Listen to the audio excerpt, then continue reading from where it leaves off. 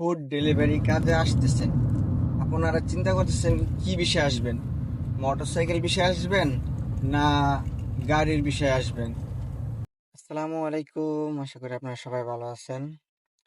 আজকের ভিডিওটা শুধু তাদের জন্য যারা সৌদি আরবে আসবেন ফুড ডেলিভারি কাজে।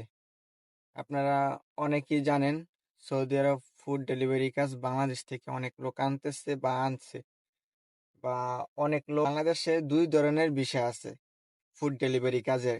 এক, যারা মোটরসাইকেল চালাইতে পারে; দুই, যারা গাড়ি চালাইতে পারে। আপনারা অনেকে ভাবতেছেন কোনটা বেশি ভালো, মোটরসাইকেল ভালো না গাড়ি চালানো ভালো? সৌদি আরব সবার থেকে ভালো গাড়ি চালানো। কেন? মোটরসাইকেল অনেক রিস্ক, মোটরসাইকেল চালানো অনেক রিস্ক। আর গাড়ি চালানো রিস্ক আছে থাকলেও সেফটি আছে। আর মোটরসাইকেল চালানো অসুবিধাগুলো, আমরা যারা প্রাইভেট কার চালাই, আমরা যে সময় 80 স্পিডে 100 স্পিডে যাই, এই মোটরসাইকেল গুলো একদম হালকা।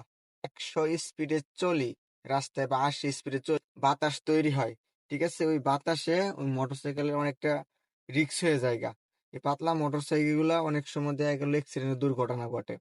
বা যারা শহরে মোটরসাইকেল গুলা চালায়, ফুড ডেলিভারি কাজ করে, তারে তো মানসিক একটা চাপ থাকে। তারপরও যেই গাড়ি জ্যামের মাঝে বা অনেক স্পিড, আমরা প্রাইভেট কার যেই গাড়িগুলা যায়, এগুলা চলার কারণে কিন্তু মোটরসাইকেল চলতে খুবই রিস্ক হয়ে যায়, অনেক অ্যাক্সিডেন্ট হয়। একবার মোটরসাইকেলের সঙ্গে যদি রাস্তায় পইরা যায়, তাহলে আমাদের 80 থেকে 100 স্পিডে যে গাড়িগুলো আমরা চালাই, মানে ওই ব্রেক করলেও হয় না।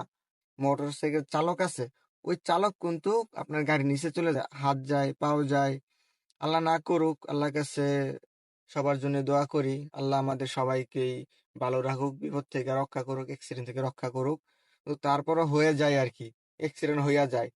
আর আমরা তো যতটুকু সতর্কভাবে গাড়ি চালাই, যারা প্রবাসী আছি, আমরা যারা আজনবী আছি, আমরা যতটুকু সতর্কভাবে গাড়ি চালাই, এতটুকু সতর্ক হয়ে কিন্তু সৌদি আরবের নাগরিকরা কিন্তু গাড়ি চালায় না।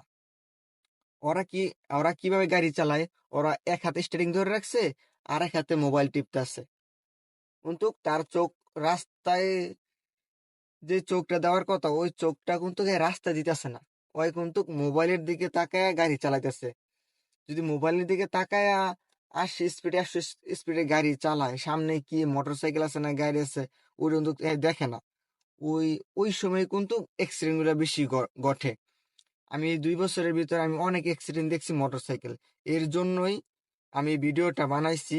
যারা বাংলাদেশ থেকে, আমার যেই ভাইয়েরা বাংলাদেশ থেকে মোটরসাইকেল বিষয় সৌদি আরবে আসতেছে বা আসবে, এর জন্য ওরা যে খুব ভেবে চিনতে তারপরে কিন্তু এই কাজে আসে। এই কাজটা কিন্তু অনেকটা রিস্ক হয়ে যায়, মোটরসাইকেলটা অনেক রিস্ক হয়ে যায়। যারা সৌদি আরবে আসবেন, মোটরসাইকেল চালাবেন, ওরা একটু ভেবে চিনতে আসেন, চিন্তা করেন। মানে আপনি মোটরসাইকেল চালাতে পারেন, যিনি বাংলাদেশে এটা একটু ডাইভিং শিখা বা ঠিক আছে, তারপর একটু আসার চিন্তা ভাবনা করেন। 1 মাস 2 মাস পরে আসেন, তো ডাইভিং শিখে তারপরে আসেন। তো আমি ব্যক্তিগতভাবে আমি বলবো, কেন আমি বলবো আমি না করি, কেন আমি অনেক অ্যাক্সিডেন্ট দেখছি। প্রবাসের মাটিতে কেউ আপন না, যারাই আমরা থাকি না কেন কিন্তু সবাই আমাদের চাকরির, কার চাকরি বাঁচাতে গিয়ে কিন্তু আমরা একজনে যে অসুস্থ হয় তার আমরা সেবা ঠিক মতন করতে পারি না, ঠিক আছে? কিন্তু এই কারণে বলি, বিদেশের বাড়িতে কেউ ফ্যামিলির মতন কেউ আপন নয়।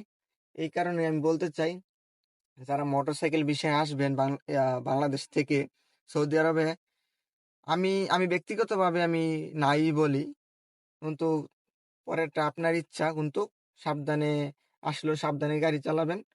কিন্তু যদি পারেন তাহলে গাড়ি শিখে তারপরে সৌদি আরবে আসেন। আর এই ভিডিওটা আমি শুধু যারা আসবে তাদের জন্য বানাইছি। অন্য কেউ যদি ভিডিওটা দেখে থাকেন তাহলে অবশ্যই শেয়ার করে দিবেন।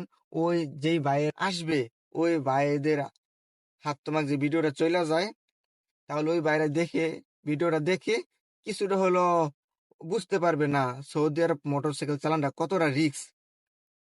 তাহলে আশা করবো অবশ্যই ভিডিওটা লাইক দিয়ে শেয়ার, সাবস্ক্রাইব করে পাশে থাকবেন।